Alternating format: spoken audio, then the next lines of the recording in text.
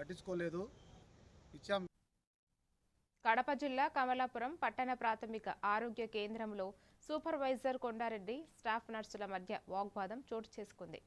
సెలవు అనుమతి విషయంలో ప్రారంభమైన వివాదంలో సూపర్వైజర్ తమతో బెదిరింపు ధోరణిలో మాట్లాడారని, కాంట్రాక్టు ఉద్యోగులమంటూ కించపరిచే వ్యాఖ్యలు చేశారని నర్సులు ఆరోపించారు.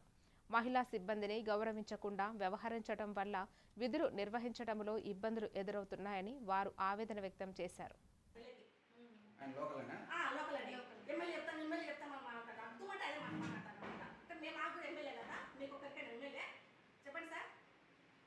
ఒక్కదాన్ని చేసిన డ్యూటీ నేను ఏ రిమార్క్ లేకోకుండా ఒక్కదాన్ని చేసిన స్టాఫ్ నర్స్ లేకోకుండా ఆమె అప్పుడు లేని బాధ ఇప్పుడు వచ్చిన నీకు బాధ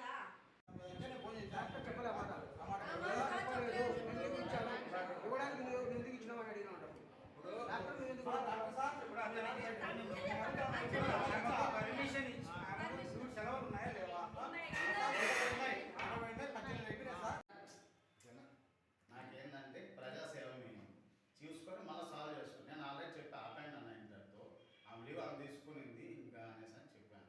ఇంకా వాళ్ళు పెద్ద చేసుకుంటే నాకు ఇంక నేనేం చెప్పాను. కొత్తగా వచ్చాను